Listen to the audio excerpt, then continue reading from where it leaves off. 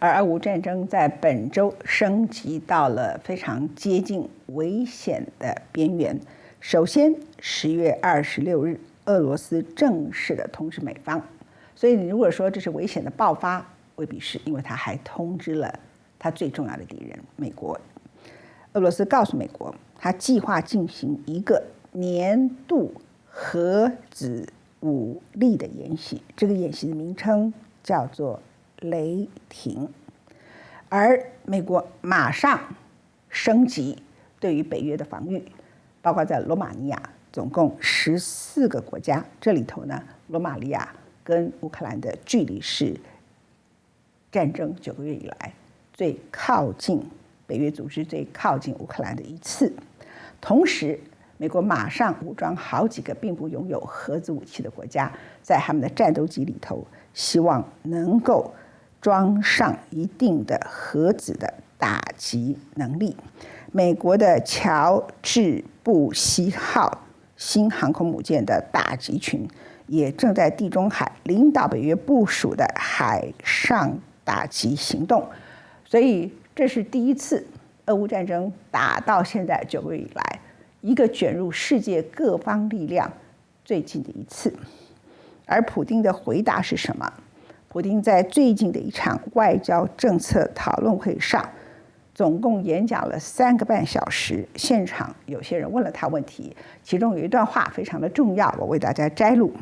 他说：“苏联解体破坏了地缘政治的平衡，西方认为他们是胜利者，并且宣布了一个单极，就是自己单方面的世界秩序。在这个单方面的世界秩序当中，只有美国的意志、美国的文化、他们的利益才有权利生存。现在西方在世界上头的主导地位将结束，单极世界正成为历史上我们现在的一个新的历史性的结束跟新的起点。”下面一句话最重要，他的意思是他马上要发动核武攻击嘛？他的说法说，如今在我们面前的可能是2战结束以来最危险、最不可测和最重要的10年。他讲的是一个 decade， 就是10年。换句话说，他不是说我马上要动核武，但是我要重新的布局这件事情，而这个布局是在10年之内，我要改变美国在1989年，尤其是1991年苏联解体之后自己所建立的国际秩序。Внимание, пуск! Есть пуск.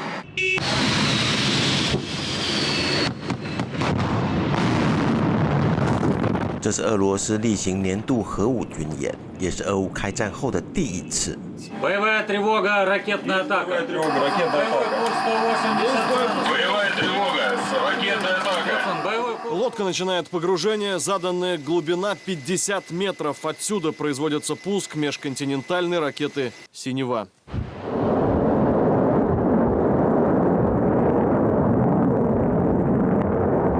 «Синева» — трехступенчатая жидкостная баллистическая ракета на вооружении с 2007 года. Максимальная дальность порядка 11 тысяч километров. Стартовая масса 40 тонн. Пуск состоялся в ходе тренировки стратегических сил сдерживания, которой руководил верховный главнокомандующий из ситуационного центра Кремля. Докладывали Владимиру Путину министр обороны и глава Генштаба. Товарищ верховный главнокомандующий, в соответствии с планом подготовки вооруженных сил Российской Федерации под вашим руководством проводится тренировка по управлению вооруженными силами Российской Федерации.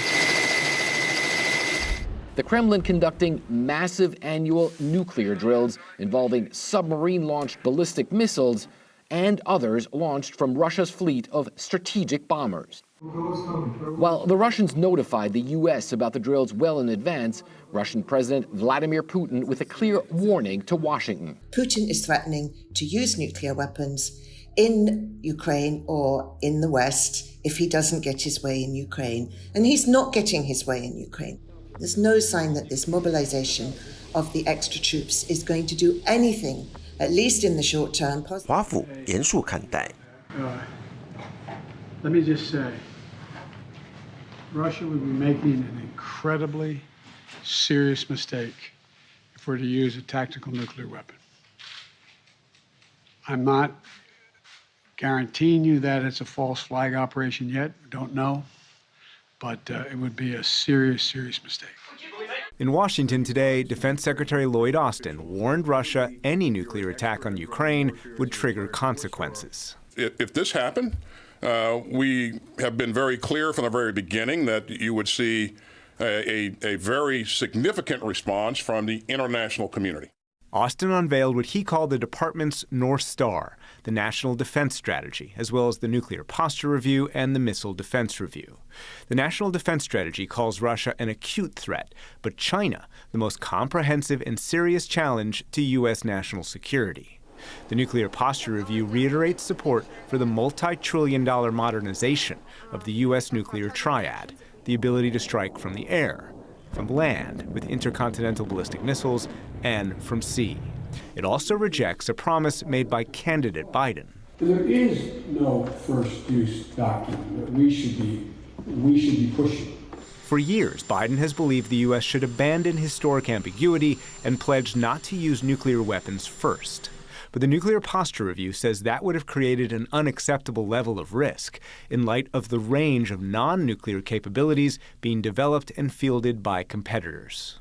The review acknowledges Russia's battlefield nuclear weapons and warns that Russia could use these forces to try to win a war on its periphery or avoid defeat if it was in danger of losing a conventional war, but insisted Russia posed no nuclear threat. We don't need a nuclear strike on Ukraine. There is no point, either military or political. 但是就在同一天，普丁说的另一番话，结合美国公布的核态势评估，似乎预见一个动荡不安的未来。Развал Советского Союза разрушил и равновесие геополитических сил. Запад почувствовал себя победителем и провозгласил однополярное мироустройство, в котором только его воля, его культура, его интересы имели право на существование. Теперь этот исторический период безраздельного доминирования Запада в мировых делах завершается. Уходит в прошлое однополярный мир. Мы стоим на историческом рубеже. Впереди, наверное, самое опасное, непредсказуемое и вместе с тем важное десятилетие со времен окончания Второй мировой войны. 现在情势究竟有多严峻呢？ While on the ground, we joined America's most forward troops near the Ukrainian border. The 101st Airborne Division from Fort Campbell, Kentucky, now headquartered in Europe for the first time since World War II. We board Black Hawk helicopters to the edge of NATO territory. Why is it necessary to have the 101st here? We bring a unique capability from our air assault capabilities. It's also incredibly meaningful to us to return to Europe after 80 years away. With the Ukrainian border less than 5 miles away, we reached the forward operating site, where soldiers of the 101st and Romanian troops unleashed a live-fire assault on targets in a simulated battle. 同一时间，在海上。 U.S. F-18 fighter jets take flight off the deck of the USS George H.W. Bush in the Adriatic Sea, taking the lead in NATO exercises dubbed Neptune Strike in support of European allies. NATO released this footage of American F-22 fighter jets in formation with Italian Eurofighters and Polish F-16s, even MiG-29s over the skies of Poland. It coincides with 2 weeks of NATO nuclear training drills currently underway. This is routine training for NATO, but should Russia's war with Ukraine escalate significantly, pilots like these could be called upon to go into combat for real. The hope is that showing NATO is ready and able to fight means it won't have to.